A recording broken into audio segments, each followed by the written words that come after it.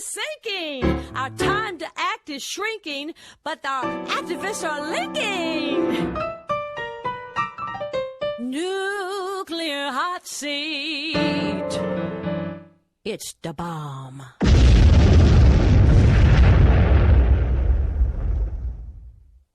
Welcome to Nuclear Hotseat, the weekly international news magazine keeping you up to date on all things nuclear from a different perspective. My name is Libby Halevi. I am the producer and host, as well as a survivor of the nuclear accident at 3 Mile Island from just 1 mile away. So I know what can happen when those nuclear so-called experts get it wrong. This week, we look back on 2016 through the only appropriate lens with which to examine the entire spectrum of the nuclear industry, the Nuclear Hot Seat Numnutz of the Week. We track the missteps, the lessons not learned, actions both incompetent and evil by an industry that has the power to destroy life on Earth. What better topic for comedy? All that's missing is the laugh track. Just a few shared thoughts, misery loves company observations about food, radioactive waste, the 2020 Tokyo Olympics, TEPCO, and more, leading up to our prize, Numnutz of the Year. But before we begin, this disclaimer. If you have an allergy or sensitivity to sarcasm or rant, please check with your doctor and always listen responsibly. All of this coming up in just a few moments. Today is Tuesday, December 27, 2016, and here is the Nuclear Hot Seat Year in Review, Numnutz of the Year.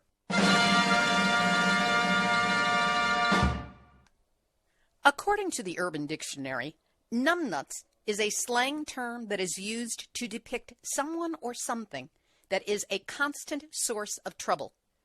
Usually it's an individual who screws up, constantly makes mistakes, botches a job, an event, or a situation. The nuclear industry is, by its very nature, numbnuts. In covering its actions and agenda every week for over 5.5 years, a person, meaning me, gets tired of the steady drip, drip, drip of manipulation, cover-up, incompetence, greed, irresponsibility, spin, and other actions more suited to an undereducated, testosterone-poisoned, pimply-faced 15-year-old than an industry with the power to destroy all life on Earth. When I first started producing Nuclear Hot Seat, numbnuts was not a word I had ever used. But as I encountered the bad news of bad nuclear judgments and actions week after week after week, so many of which defy logic and common sense, I squeezed my vocabulary for an appropriate term to describe it all, and out popped this word. For me, numbnuts has grown from a slightly embarrassing bit of street slang into an absolute identifier of the tone-deaf, brain-dead nature of the entire nuclear industry. Every story qualifies. And every week, without fail, numerous nuclear stories compete for the dubious honor of being named numbnuts of that particular week. I never lack for candidates. So with that in mind, I invite you to review 2016 through the lens of numbnuts of the week. We'll start off with something that we all have in common: food. The nuclear industry shows tremendous blind spots when it comes to helping us understand that radioactive materials released into the environment can and often do end up in various foodstuffs. When we ingest that food or drink that drink, we run the risk of some radioactive particle remaining within our body, up close and personal with our internal organs, where it can and will eventually destroy tissue and create illness, most notably cancer. But hey, you can't see it, so they'll just slip it by you and me and everybody else, at least while they can. Even if you try to drown your nuclear sorrows, there's no safe bet. This story from Japan is from Nuclear Hot Seat number 248, March 22nd, 2016. Nuclear Hot Seat, Nuclear Hot Seat, Nuclear Hot Seat, Numnutz of the Week. You know, nuclear is such a pain in the gazorkus that sometimes a body just wants to go out and drink too much. Just, if you decide to do so, drink responsibility and do not drink Foucault wine, aka recovery wine. It's a sparkling wine, it's a cider. It's a big mistake because it is made entirely from fruit grown across Fukushima Prefecture. You see, it is intended not just to be an alcoholic beverage. It is intended to send a clear message to consumers that the prefecture's produce is safe and dependable. Even if it's not, but we'll never know for sure because nobody's testing the stuff. So it's not just wine, it's propaganda. In case you doubt that, note that this is a project that joined together the Koriyama municipal government, Koriyama being one of the towns in Fukushima Prefecture, and the Mitsubishi Corporation Disaster Relief Foundation. That's right, Mitsubishi, makers of flawed steam generators, the ones that ultimately took down the San Onofre nuclear reactor because they couldn't be trusted to be started. For now, the number of bottles produced is so small that the wine will only be available in Fukushima Prefecture. However, the winery is eyeing future shipments to the Tokyo area and beyond. Mitsubishi Corporation Disaster Relief Foundation Vice Chairman Yasuhito Hirota said, "I'd like to see this winery spread its wings and find success worldwide." It is a Japanese philosophy that when it comes to Fukushima, they want to share the pain and spread it around. So they've got bottles of wine where we know there's wine in them, but what else might there be? I guess they're just not looking. And that's why, to be honest, anybody who drinks this stuff is this week's Nuclear Hot Seat, Numnutz of the Week.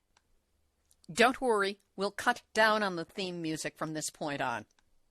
Japan exports a lot of sake, too. If you're not aware, it's illegal in Japan to sell or use any product with more than 100 becquerels of cesium per kilogram. But if you're in the EU, you can have up to 600 becquerels of cesium per kilogram. In Canada, 1,000. And here in the good old US of A, 1,200. That's right. Food that's anywhere from 6 to 12 times more radioactive than what's allowed to be sold in Japan is perfectly okay around the world without warning labels or even testing. Which is why you may have some Japanese foodstuffs showing up in things you're eating and not even knowing. Maybe you're somewhere in the European Union and want to have some delicious fresh fruit with your breakfast. If so, you might want to reconsider. This is from Nuclear Hotseat number 285 on December 6th. The Ukrainian region of Polisia, 200 miles east of the Chernobyl nuclear disaster site, has become a boomtown for foragers seeking mushrooms and berries, nearly all of which are contaminated with radiation. Ukraine has become a berry exporter to the European Union, hauling 1,300 tons of fresh berries and over 17,000 tons of frozen berries to the European market in 2015. But of course, there could be some hidden costs. That's because European customers do not know they are ingesting food containing radioactive isotopes, and the berries can be labeled organic since radioactivity is not covered under common organic designations. The locals who are harvesting the berries are showing evidence of higher rates of certain birth defects and diseases. This is very, very bad. And that's why EU officials who do not reveal potential radioactivity contamination in organic berries, you are this week's Numnutz of the Week.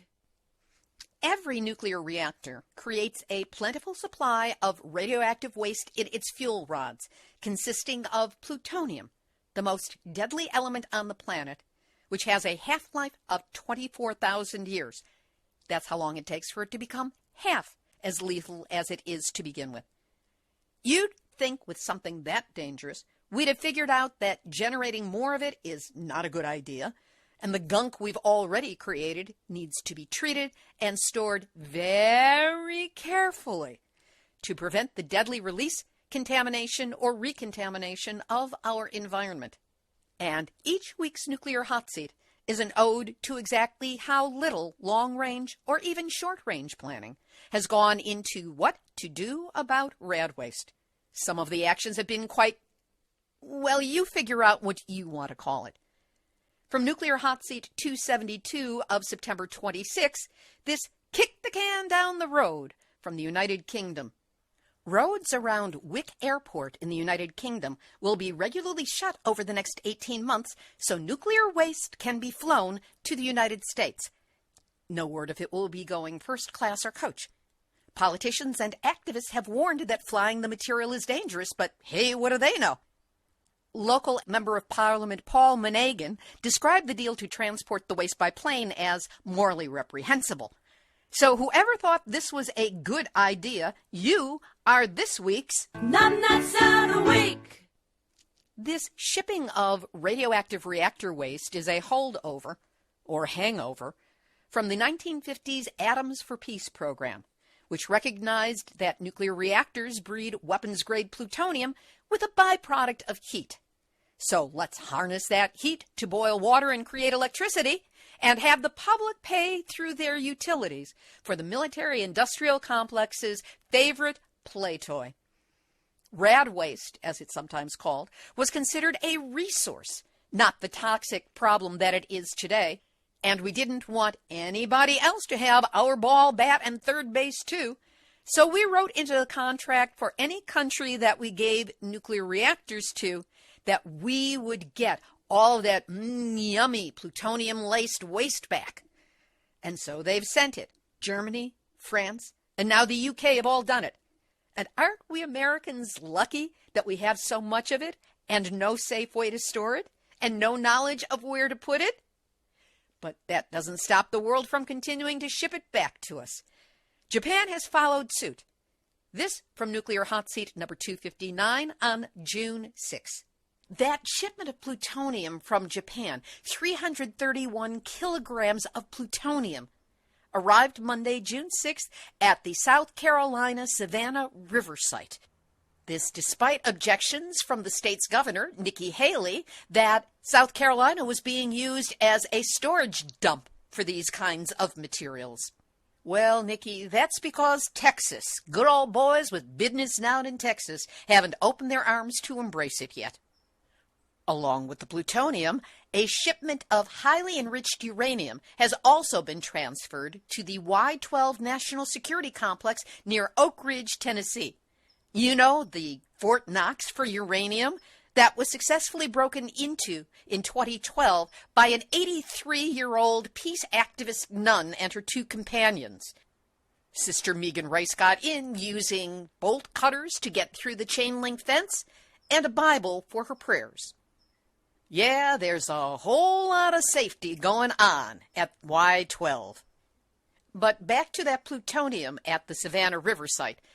The shipment consists of plutonium that was supplied to Japan in the 1960s and 70s for nuclear reactor research purposes. Governor Haley has a long-standing dispute with the federal government over the long-term storage of nuclear materials. To soothe her fevered brow, U.S. Energy Secretary Ernest Moniz told her that 6 metric tons of plutonium stored at the site would ultimately be permanently stored at, listen to this, at a New Mexico facility that is slated to be up and running later this year. Sounds like we've got something new and efficient and bright and sparkly to store this radioactive waste that's going to be brand spanking new come later this year. But what he's referring to is the Waste Isolation Pilot Plant, the WIP site, which has been down since February 14, Valentine's Day of 2014, because of a little thing known as the explosion of a 55-gallon drum of radioactive waste from the Los Alamos National Lab that then contaminated the entire underground, went up a ventilation stack that did not have the HEPA filters turned on for 33 minutes, and thus spewed plutonium and americium into the air in the local community. Congratulations, Carlsbad. So Moni Moniz is still flogging that dead horse that WHIP is going to be up and running by the end of the year, which it probably will not. He's just trying to save the illusion of his legacy so that when the next person who becomes president kicks him out of office, he'll still at least look good on his resume when he looks for his next position. Which is to say, we don't need no stinking rat waste from any place else on earth. We've got enough of our own. We can't do anything with it. And that's why whoever authorized this ingathering of Japanese plutonium back to the United States, back to Governor Nikki Haley's state, back to the Savannah River site, and heaven help us, the Y-12 National quote-unquote security complex near Oak Ridge, Tennessee, whoever that person is or whoever those people are, you are this week's Numnutz of the Week. Japan has come up with many handy methods of quote-unquote getting rid of its radioactive waste, especially the materials that became contaminated after Fukushima. This from episode number 263 on July 5th. Japan's Environment Ministry on Tuesday, June 7th, drew up a basic plan to use soil contaminated with radioactive substances from the Fukushima Daiichi nuclear disaster to build roads, part of the country's ongoing campaign to share the pain, meaning contaminate parts of the country that haven't been contaminated already. You know, Japan, I don't care how you jigger the numbers and spin the facts until they become a tissue of lies. This is part of an ongoing genocide you are committing against your own people. You are heinous, and whoever's behind this, it's too little to call you this week's Numnutz of the Week. Just remember, you cannot decontaminate and you cannot dilute radioactive waste. All you end up doing is dispersing it. But in Japan, they believe that they can dispose of it through fire. Here are 2 Japanese disposal projects for radioactive waste from Nuclear Hotseat number 245 of March 1st and 280 of November 1st. Tokyo Electric Power Company, TEPCO, has started to incinerate thousands of boxes of radioactively contaminated waste consisting of protective suits, gloves, socks, and other work clothes worn by plant workers that became contaminated with radiation. As of the end of last year, there were over 66,000 1-cubic-meter special boxes. The incinerator can burn a maximum of 14 tons of items per day when it is operated to capacity for 24 hours, which no doubt it will be. However, we've heard nothing about testing for radioactivity released into the air. Apparently none is planned, or if it is, we're not going to hear about it. One listener familiar with the issue wrote, "There is an assumption of safety in terms of releases, but what is actually released is very fine particulate matter, absolutely the worst kind of radioactive material, because if it is inhaled, it is the least likely to be expelled from the lungs. If it lodges in the body, it is no longer low-level waste. It is a high level of radiation directed at the small number of surrounding cells, and the likelihood of cancer or harm of any kind is far greater." So what is TEPCO doing about it? The day after the incineration of the protective clothing began, they made the announcement that it's now going to allow the workers not to wear protective clothing at the Fukushima facility, letting them go full Monty, radiologically speaking, of course.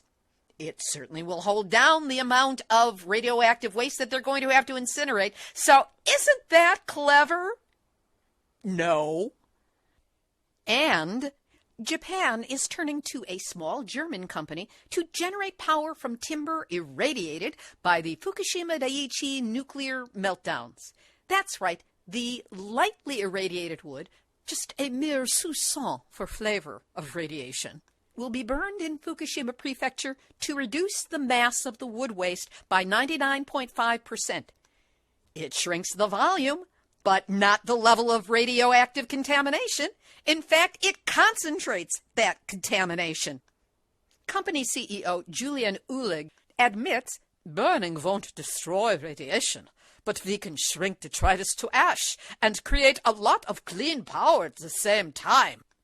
Yeah, dude, along with soot, ash, smoke, all of which will carry that radiation out further into the environment. Uhlig also said, "There's a lot of excitement about this project, but I also detect a high degree of reluctance in Fukushima to talk about radiation. That's because the government and the Secrecy Act has all but prevented anybody there from talking about it. And that's why Fukushima Prefecture, Entrad Energy System AG, and Julian Uhlig, you are this week's Numnutz of the Week. When it comes to recycling radioactive waste, nobody beats the Japanese. From Nuclear Hotseat 237 on January 5th. On Tuesday, June 28th, the Chiba municipal government filed for environmental ministry approval to lift the radioactive designation for waste stored in the city that was contaminated by the Fukushima reactor meltdowns over 5 years ago. These are the big green trash bags that have already broken open, the contents blown around and dispersed widely into the environment. The request was made after the city found that levels of radioactive materials in the designated waste are lower than the national designation standards of over 8,000 becquerels per kilogram. But no word of what was tested, from where it was taken, how it was tested, how much of it was tested. We just have to take the government's assurances. This applies to 7.7 tons of designated waste in Chiba that is currently stored at a waste disposal center. The lifting of the designation will allow the city to dispose of the waste the same way as general waste. You know, dump it, spew it, use it in building materials to create roads and schools and other buildings where people live. Hey, you know, by the time it starts killing people, no one will be able to figure out where it came from, so the guys doing this will get off the hook. But wait, what about recycling the radioactive waste, finding new and impressive uses for it? Japan has lots of ideas about that. From Nuclear Hotseat number 237 on January 5th. The one thing you never want to reuse, repurpose, and recycle is radioactive waste. But try telling that to the Environmental Ministry of Japan, which has announced that they plan to reuse contaminated soil in public construction projects. That's right, share the pain, just spread that contamination around. Any contaminated materials or soil that has fewer than, are you ready, 8,000 becquerels of radiation per kilogram. The ministry claims that 99.8% of this contaminated soil can be reused, and they plan to start doing so as of April of 2016. I'm sure plenty of it is going to be recycled into the 2020 radioactive Tokyo No-Olympics. The ministry does admit that convincing the public and construction companies to use this soil is a bit of a challenge. But hey, if you're going to commit a crime against humanity, make it a big one. Much of the manipulation and stifling of information in Japan regarding the dangers of Fukushima and radioactive waste has had the goal of guaranteeing that in 2020, the world will gleefully send its elite young athletes and radiation-ignorant tourists to participate in the Tokyo Olympics, or the No-Olympics, as I sometimes like to call them. Every time an official announcement goes out meant to inspire confidence and attract attention to the 2020 Olympics, it manages to go numbnuts. Like this story about building a stadium for the games. From Nuclear Hotseat number 239 on January 19. Kengo Kuma is the designer of Japan's new national stadium that is intended to serve as the main venue for the tattered, boycotted remains of the 2020 Tokyo Summer No-Olympics and Para-No-Olympics. Architect Kuma says he wants to build it with timber from areas hit by the March 2011 East Japan earthquake and tsunami in construction of the venue. Missing from his description was any mention of the area's ongoing bombardment of radiation from the Fukushima Daiichi nuclear reactors with their triple meltdown and missing corium. In an interview with the Mainichi Shimbun, Kuma indicated that he would stand by the idea of having the Olympics aid restoration of areas hit by disasters. He says that the Miyagi Prefecture town of Minami-Sanriku is a producer of quality cedar. Well, maybe it was before the Fukushima Daiichi nuclear disaster began, but as early as 2011, extremely high radiation was found in cedar flowers and pollen. In 2012, deformities were found in the cedar trees. And then in 2013, the radiation level of the Japanese cedar leaves were tested and found to be more than 20 times background radiation. Not exactly a great recommendation for using that cedar in any kind of construction, let alone something that's going to be in proximity to the world's premier athletes. Japan's former ambassador to Switzerland, Mitsuhei Murata, was a guest on Nuclear Hotseat number 234 on December 15 of last year, and he has called for Japan to stage an honorable retreat from hosting the Olympics because of the dangers of Fukushima.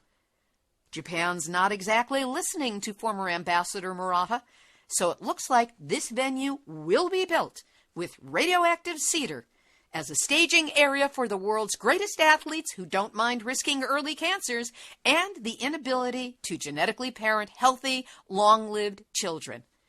And that's why you, Kengo Kuma, are this week's Numnutz of the Week. As for buildings that already exist, let's repurpose them back to their initial intended use, without Japan bothering to clean up the mess that's been made by Fukushima. From episode number 281 on November 8th. Tokyo Electric Power Company, TEPCO, has announced its decision to end operations at the J-Village complex in Fukushima Prefecture by this coming March and return it to its original use as the training camp for the Japanese national soccer team. The J-Village facility is only 20 kilometers, about 12.5 miles, away from the crippled Fukushima Daiichi triple reactor meltdown site, and just 7 kilometers, 4 1/3 miles, from the current exclusion zone. TEPCO had used the soccer facility as a makeshift base for tasks from corporate communications to measuring the radiation exposure of employees. Nah, no need for that anymore. As if. And TEPCO even built temporary dormitories there so that people could sleep that close to the radiation source. But as company spokesmodel Tatsuhiro Yamagishi said, it's also a boon for soccer players who will use the complex as their training base for the 2020 Tokyo Olympics. The site boasts 11 soccer pitches, a 1,200 square meter gymnasium, a 4-lane swimming pool, but no working radiation monitors, the whole body counters, that were used for monitoring internal radiation exposures in workers. And that's why International Olympic Committee, Tokyo Electric Power Company, and those in charge of the 2020 Tokyo Olympics soccer team, you, each and every one of you, are this week's Numnutz of the Week. In Japan's thinking, what better way to attract the young, healthy, elite athletes of the world to Fukushima than by using the area as a base for their most cherished events? Episode number 247 on March 15. Japan's Olympics minister says he hopes Fukushima Prefecture can host preliminary rounds of baseball and softball at the 2020 Tokyo No-Olympics Games. Yes, that's right. Let's expose all the international elite athletes, all of them young and currently in excellent health, to untold amounts of radiation in the soil, the dust, the air, the pollen, the food, and the water. As though that announcement wasn't brain-dead and tone-deaf enough, Minister Toshiaki Endo made his comments on Friday, March 11, the 5th anniversary of the magnitude 9.0 earthquake, followed by the tsunami, all of which worked together to destroy 3 nuclear reactors at Fukushima Daiichi that went into meltdown and started the process of poisoning the earth in a way that's never going to stop. Sane countries around the world that care about the health of their elite young athletes are already considering a total boycott of the games, as are any tourists who care about their longevity and the ability of their chromosomes to reproduce unmutated offspring. Meanwhile, other prefectures in the Fukushima region are already set to host games at the Rugby World Cup in 2019 and first-round soccer matches in the 2020 Olympics. As is said at the end of the movie Bridge on the River Kwai, madness. Madness. Then there's one of the hot new sporting events planned for 2020 Olympics, made even hotter by its proximity to the deadly remains of the Fukushima Daiichi nuclear reactors. This from episode number 268 on August 9th. Surf's up and reasons down in Fukushima. On July 17, a national surf contest was held in Minamisoma, Fukushima, which is only 30 kilometers or 18 miles away from the 3 Fukushima Daiichi reactors, which melted down and continue to pour 300,000 tons of radioactive water into the Pacific Ocean every day. Under the title Recovery Festival, more than 200 participants gathered from all over Japan to be able to surf in the radioactive waters. Yes, there were categories for kids' competition, with children as young as 4th graders, 8 or 9-year-olds, all the way up to old farts of 64. Apparently, the propaganda by Prime Minister Abe Baby's LDP, Labour Democratic Party, has taken hold so much that people of the surfing persuasion have given up on all common sense. Speaking of which, they're not the only ones, because on August 3rd, the International Olympic Committee, which is the group behind the 2020 Tokyo Olympic Games, has formally voted to include surfing as a gold medal sport. Excuse me, guys. This is crazy. You're going to have elite athletes, surfers from around the world, go into that radioactive water. We know it's radioactive. The plume has already hit in British Columbia. We know that through Fairwinds Energy Education and Maggie Gunderson. But hey, dude, you gotta catch the waves. They are awesome. That's actually what the head of the International Surfing Association said. Quote, "It is awesome that our incredible athletes will have the opportunity to showcase their talents and skills to the global Olympic audience and compete for their countries." That's 2 Olympics in a row where you don't want to drink the water or breathe the air. So whether it's the ISA, the surfing organization, the International Olympic Committee, or those beach boys and girls on their surfboards who just want to have a good time in the summer, you are all this week's Numnutz of the Week. We'll continue with our Nuclear Numnutz of the Year retrospective in a moment. But first, one last wind-up and pitch as we end 2016, and that's that Nuclear Hot Seat could not exist without the ongoing support of you, the listeners. If you value your weekly dose of verifiable nuclear news, in-depth interviews, and as much humor as can be squeezed out of this toxic technology, please help the work continue. Donating is online easy. Just go to nuclearhotseat.com, click on the big red donate button, and do what you can to show your support. All amounts are accepted, and I'm grateful for them as a show of the way you feel about the show. Consider a small sustaining monthly donation, the same that you'd pay for a cup of Starbucks or its equivalent, plus a good tip. Take me out for a cup of coffee every month like that, and know that I am deeply grateful for whatever you can do to support the show. Here's to 2017 becoming Nuclear Hot Seat's best year ever. And if we do away with nukes, we can do away with the show, which would make it a terrific 2017. Again, just go to nuclearhotseat.com. And thanks. Now, back to Numnutz of the Year. The United States may have started this nuclear madness, but that does not mean we have a better handle on its dangers and the waste than any other country.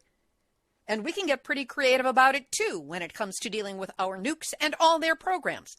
Take this Numnutz of the Week about Rocky Flats from episode number 273 on September 13. The White House has announced the winners of the 2016 Green Gov Presidential Awards, honoring those who have gone above and beyond to implement innovative sustainability projects within the government. And the Keeping It Clean Award goes to Rocky Flats, the former nuclear weapons production facility and plutonium-contaminated Superfund site near Denver that exposed the local population to a quarter-mile trench of blowing excavated radioactive material while it attempted to patch the ongoing problem.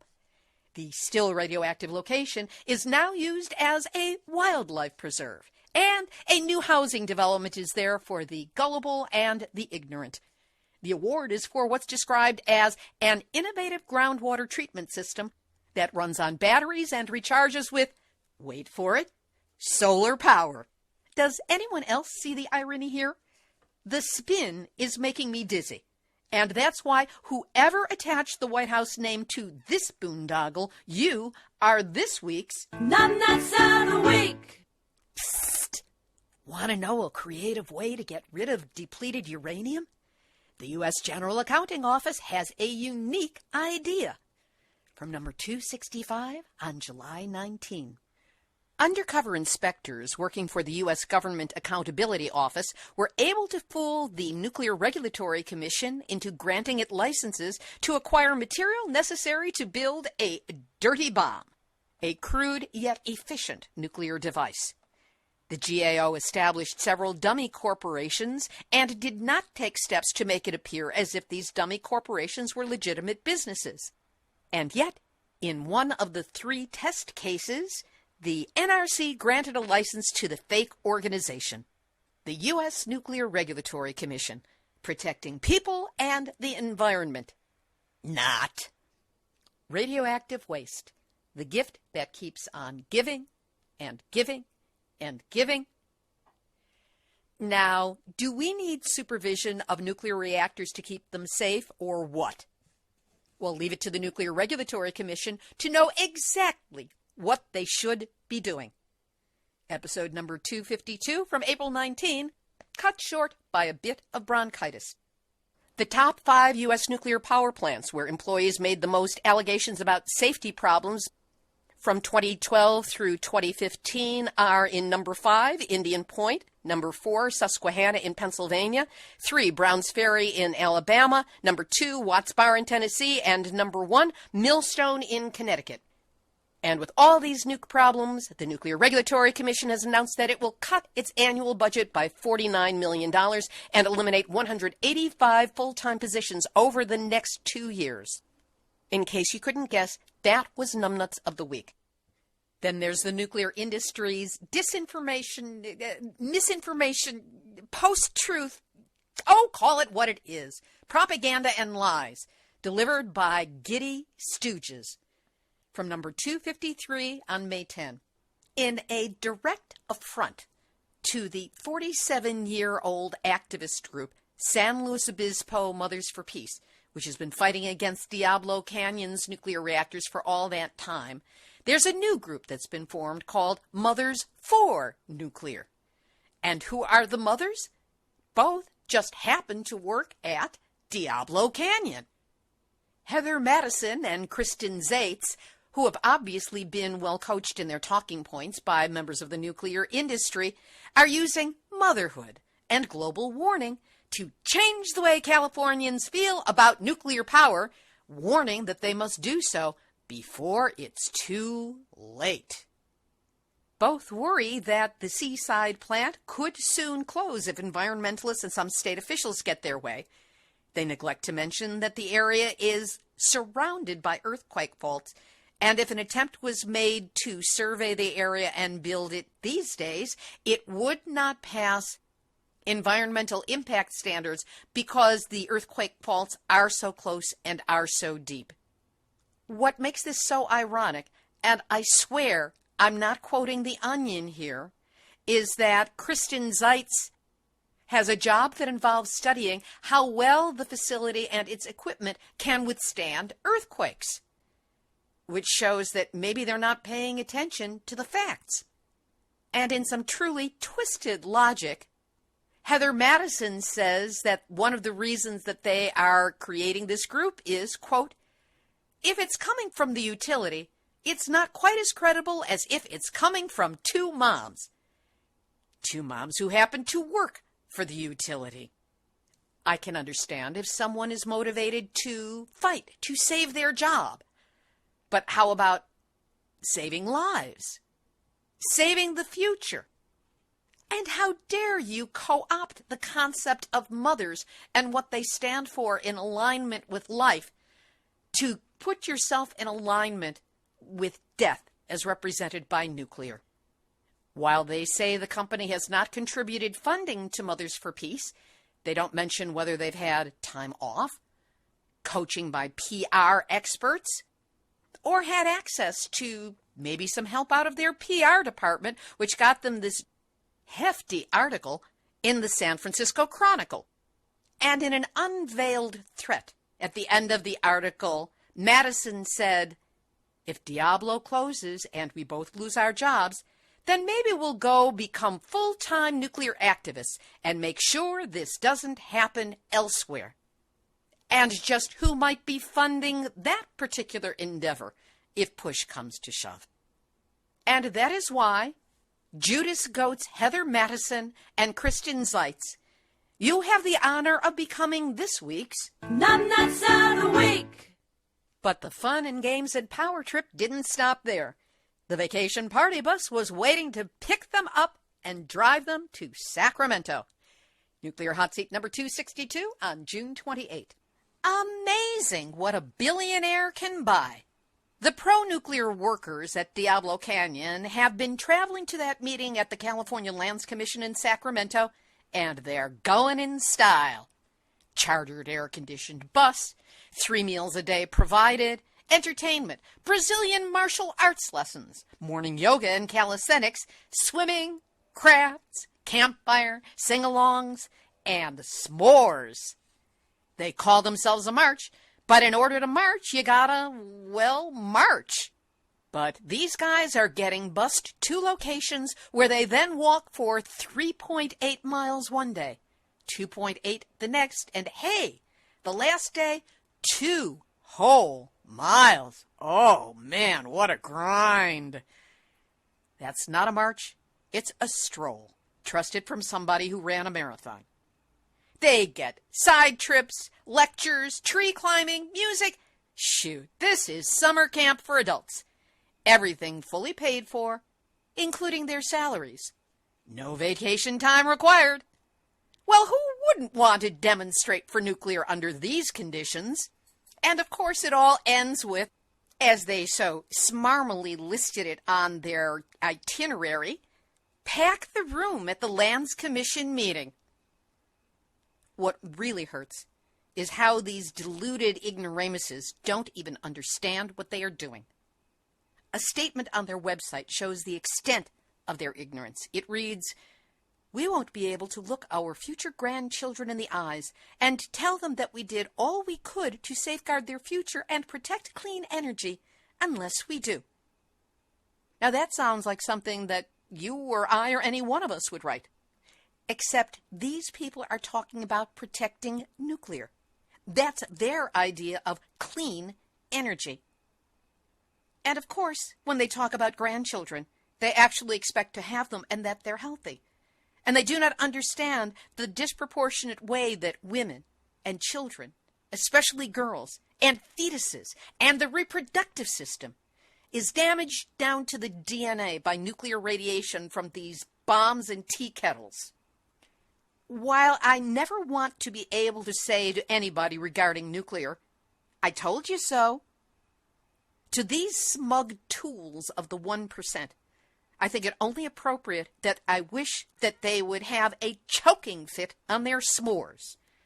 And that's why all of you deluded fools who went to summer camp to support the nuclear madness of Diablo Canyon, all of you are this week's Nuclear Hotseat, Numnutz of the Week. Yeah, for those nuclear tourists, they were certainly not real activists, it was all a big fun put-on. Except their strategy worked.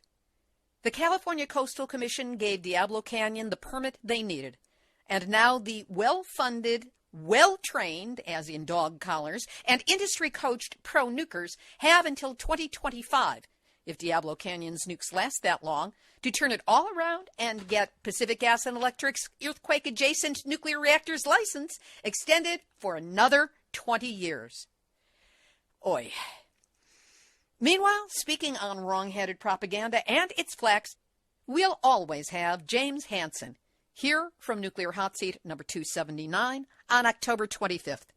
Dr. James Hansen, a pro-nuclear shill who calls himself a climate scientist, has recently spewed out a statement linking anti-nuclear groups with fossil fuel companies and tarring them with the same brush.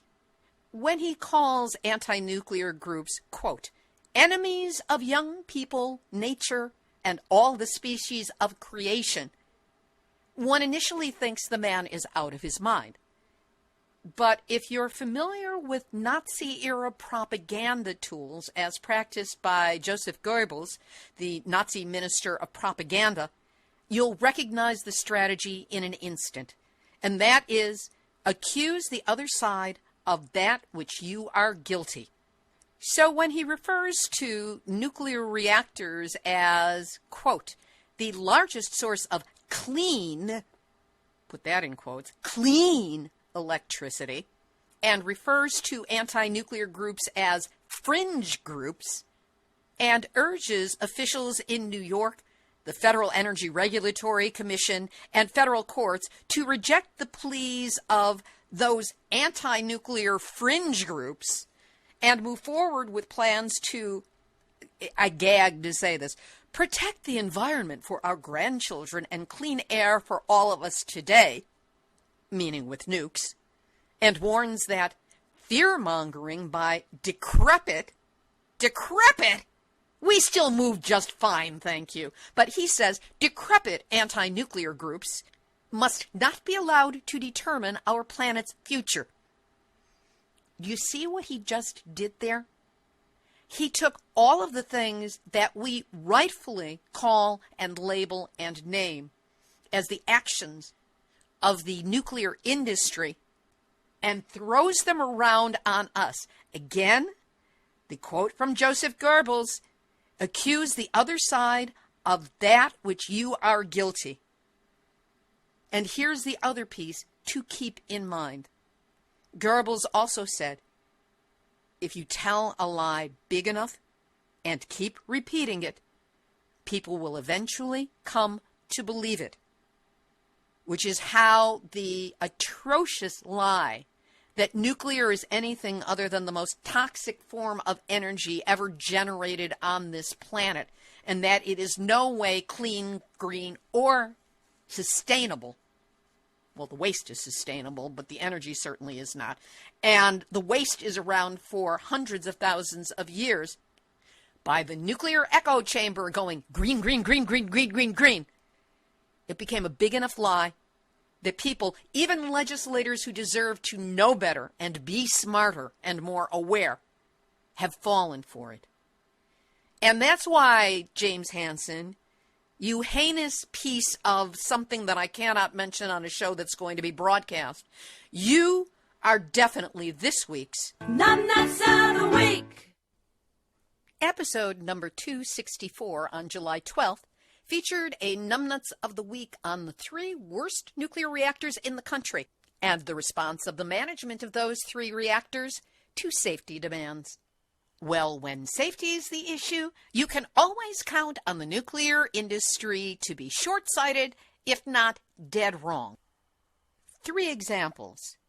Last January, a broken water hose at the Oyster Creek Nuclear Power Plant in New Jersey, only 85 miles from Manhattan, was discovered to have been about a decade older than it should have been, and that's what caused it to fail. The 3-inch hose pumps water from a storage tank to cool down the plant's emergency diesel generators. The NRC reports, "We found that Exelon did not have appropriate work instructions to replace the emergency diesel generation cooling flexible coupling hoses every 12 years, as specified by the company's procedures and vending information. As a result, the hose was in service for approximately 22 years and subject to thermal degradation and aging that eventually led to its failure. The Exelon-owned plant is the oldest nuclear facility in the country and will be 50 years old when the company plans to close it in 2019. I vote for an early retirement for that creaky nuclear senior citizen to put it out of its misery." Number 2, electrical relays at Massachusetts Pilgrim Nuclear Power Station, relied on to shut safety valves in the reactor building should an accident occur, had long exceeded their shelf life when checked by federal inspectors last week. They found that the relays were 22 years old, and according to the product vendors, those relays are supposed to be switched out every 10 years. So what happened? 12 years ago, was there this secret meeting between Entergy on this part and Exelon on the other to decide that no maintenance was required on their facilities and they could just ignore it? Think of it as a car. No matter how expensive the model is that you're driving, it's going to need new hoses. It's going to need new valves. You got to do the maintenance on a regular basis. But hey, this is nuclear. Why should they be bothered about it? Number 3, as of July 8th, Entergy Nuclear's Palisades atomic reactor in Michigan had several security workers placed on administrative leave. The reason? Fire inspection anomalies. What the heck does that mean? And that's the very question being asked by Kevin Kamps of Beyond Nuclear. He's quoted as saying, "Did security guards pretend to make their rounds and not really do it, and just fill out the paperwork like they had?" He went on to say, "If they're willing to play loose and fast and take shortcuts on that big of a risk of fire at Palisades, we're in real peril downwind." By the way, downwind includes Chicago, which is just across Lake Michigan. And that's why Entergy and Exelon, it's a split decision, so you both get to be this week's Numnutz of the Week. And here's a footnote to history. As we've since learned from an accidentally leaked Nuclear Regulatory Commission email and the resulting headline news, the Pilgrim Nuclear Power Plant is in even worse shape than was suspected. To quote the NRC Region 1 head who was in charge of the examination of the plant, "We're observing current indications of a safety culture problem that a bunch of talking probably won't fix. Preliminary findings from the inspection show recurring problems and staffing issues that cause the NRC to label Entergy's Pilgrim facility overwhelmed." What's the next step? What to do? What to do? And anything less than a full, immediate, and permanent shutdown of Pilgrim would be numbnuts indeed. And now, the moment you've been waiting for. Nuclear Hot Seat, Numnutz of the Year.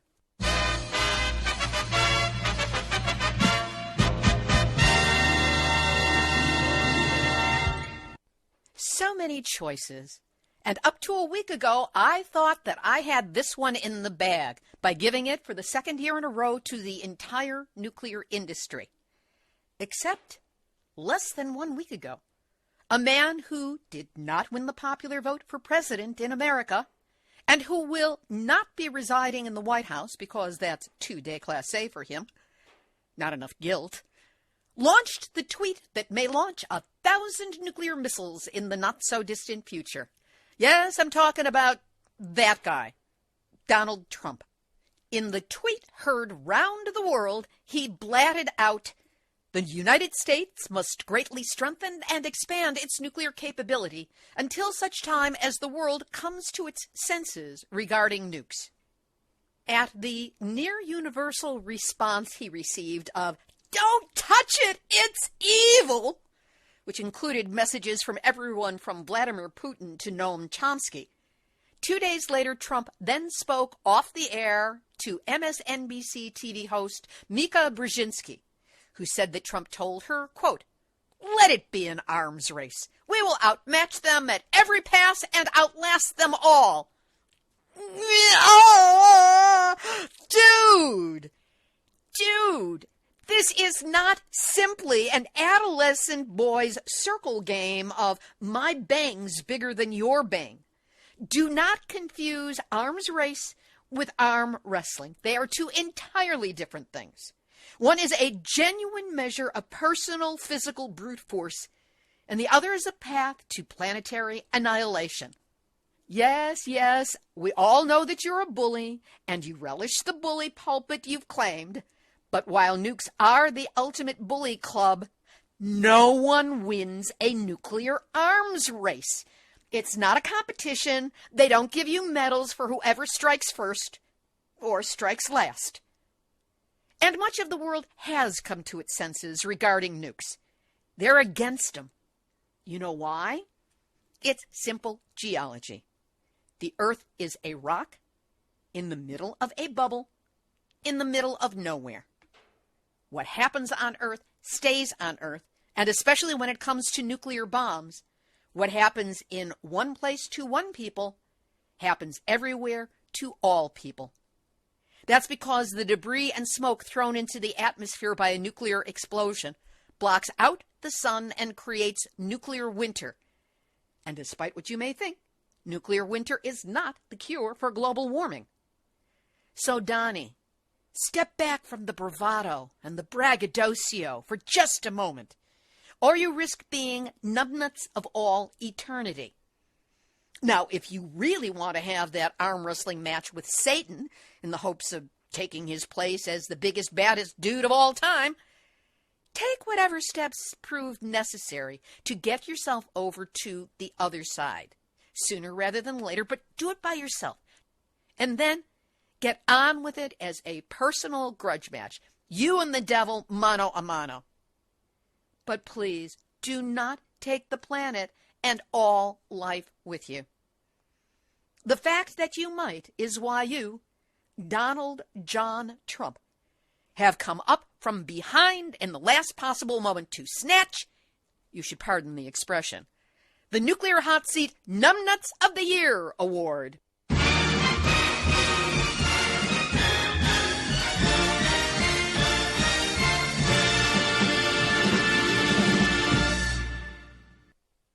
Hair-triggered temper, wounded ego, psychopathic lack of empathy, nasty retaliatory spirit, combined with instantaneous access to nuclear launch codes and no modifying influence to slow him down.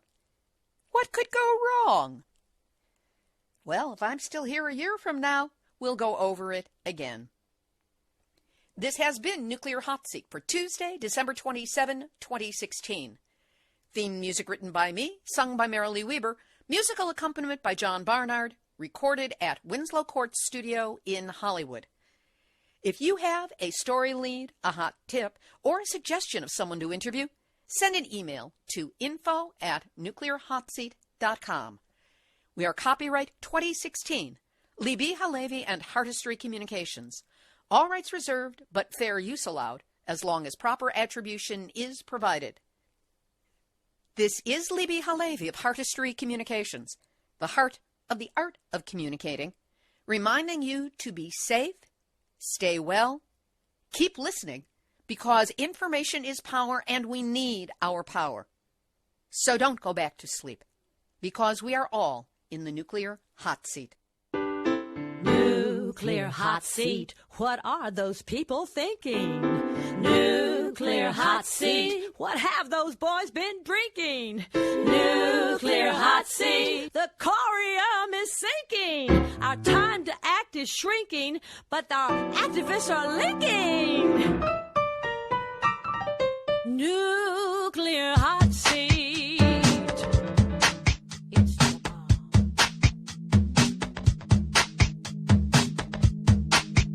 is Aussie Skateboard, and you're listening to UCY.tv.